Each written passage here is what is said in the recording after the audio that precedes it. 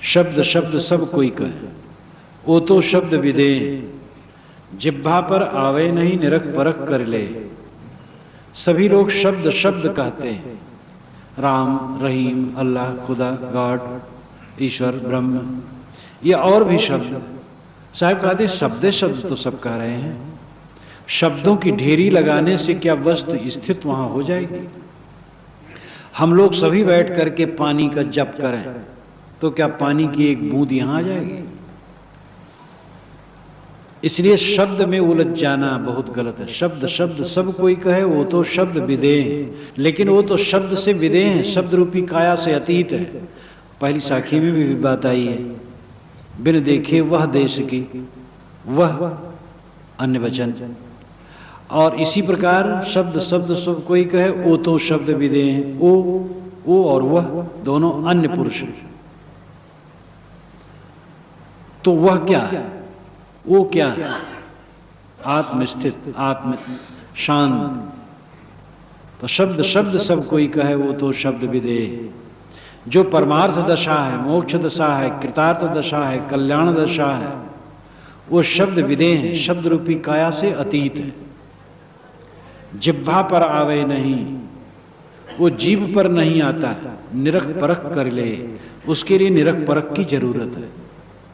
शब्द कोई रट रहा होगा तो साहब ने कहा कि वो जीभ पर नहीं आता है।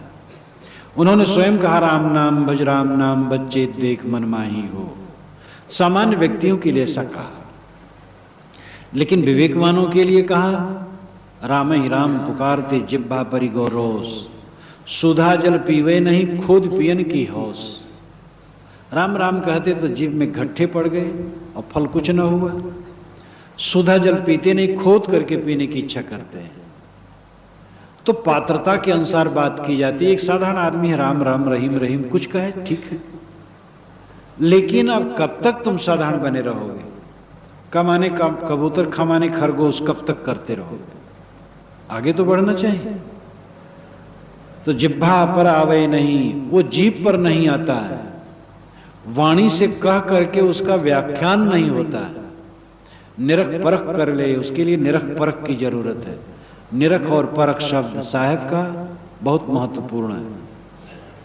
और वह निरख परख की जहां बात कहते, वही अनवीक्ष की विद्या, जो प्राचीनतम विद्या भारत की अनवीक्ष की विद्या है, जिसमें सांख्य योग और लोकायत माना गया है, और जिसमें प्रमुखतः सांख्य है।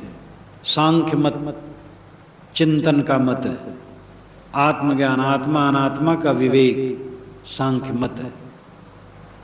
सांख्य के महान आचार्य कपिल महाराज ने आज से हजारों वर्ष पूर्व निर्भय होकर के सत्य की घोषणा की थी, और उन्होंने कहा था, तुम्हारी आत्मा के अलावा कहीं ईश्वर नहीं, और कोई कर्मकांड और हवन तर्पण करने की जरूरत नहीं। आत्मा अनात्मा का विवेक करो।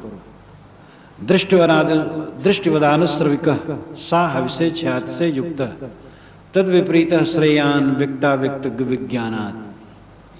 वह जब यज्ञ का विरोध किए तो पंडितों ने कहा, आप यज्ञ का विरोध करते हैं, यज्ञ वैदिक है, ऐसा आप क्यों करते हैं? उन्होंने कहा, दृष्टिवदानुश्रविक, जो देखा गया है उसी प्रकार आनुश्रविक भी है। संसार के भोग देखे गए हैं और वे समर्थ नहीं है शांति देने में।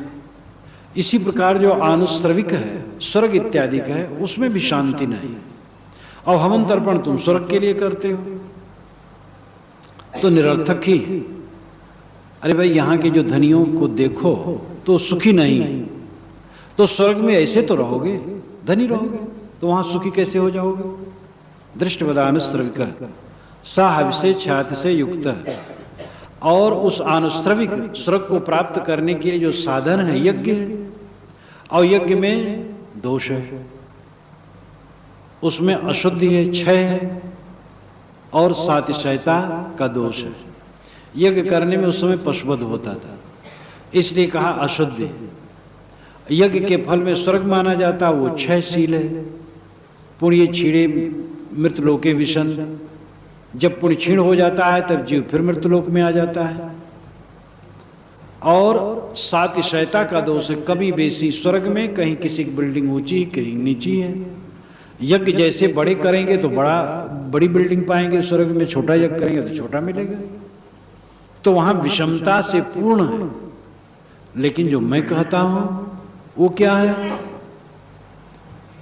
दृष्टिवदान श्रविका सहसे छात से युक्ता तद विपरीत श्रेयान। यज्ञों से विपरीत जो मार्ग है श्रेयान, मोक्ष का मार्ग है। व्यक्ता व्यक्तज्ञ विज्ञानात्, व्यक्त और अव्यक्त और ज्ञा, ये तीन का ज्ञान हो जाने से यही दुखों का अंत हो जाता है। व्यक्त है जगत, अव्यक्त है मूल प्रकृति, और ज्ञा है ज्ञाता पुरुष चेतन। जब अपने चेतन स्वरूप का, आत्मा स्वरूप का बोध हो जाता है और मूल प्रकृति जो अव्यक्त है और व्यक्त जो जगत है इसका ज्ञान हो जाता है और इसका मोह मिट जाता है, तो श्रेयान कल्याण हो जाता है। यह बात हजारों वर्षों की पूर्व कही गई है, लेकिन लोग इन सब बातों पर ध्यान नहीं देते। तो देख करके शब्द शब्द सब कोई कहे वो तो शब्द विदेह, जिह्वा पर आवे नहीं निरख परख कर ले। वह निरख परख की वस्तु है, बोध की वस्तु है, वो जीव से रटने की वस्तु नहीं है, कहने की वस्तु नहीं है, रहने की वस्तु है। कह करके उस पर वहां नहीं पहुंचा जा सकता है, रह करके रहनी करके पहुंचा जा सकता है कुछ रहनी गहनी का की बात आ बैठा रहे चला पुन जाता। साहब कहते रहनी गहनी की बात ऐसी है कि बैठा रहे आदमी और चला जाता है बैठा और चला जा रहा है। कैसे? जस पंथी बोहित चढ़ी वैसा, जैसे पथिक जहाज पर बैठा है और बैठा भी और चला भी जा रहा है। साहब का जमाना कार का नहीं था, ट्रेन का नहीं था, हवाई जहाज का नहीं था, नहीं तो इसका भी नाम लेते। तो उन्होंने नौका को कहा।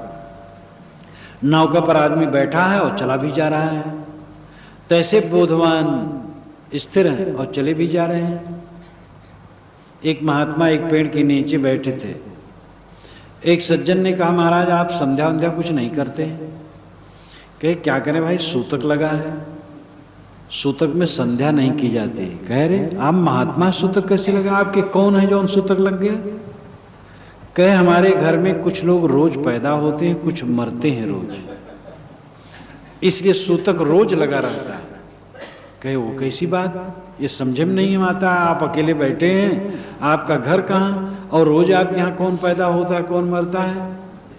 कहे काम क्रोध लोभ मोह राग द्वेष से रोज मरते हैं, शील क्षमा दया करुणा प्रेम में रोज जन्मते, इसलिए हरदम सूतक लगा रहता है। तो मैं कब संध्या करूं? मतलब मैं निरंतर कामादिक को मारता रहता हूं, शील क्षमा सद्गुणों का विकास करता रहता हूं, तो सब समय सूतक लगा रहता है, कब संध्या करूं? अब इससे बड़ी संध्या और क्या होगी? कौन संध्या बाकी रह गई इसमें? तो ये संत कहते हैं कि राजा जोगी अग्निजल इनकी उल्टी रीत।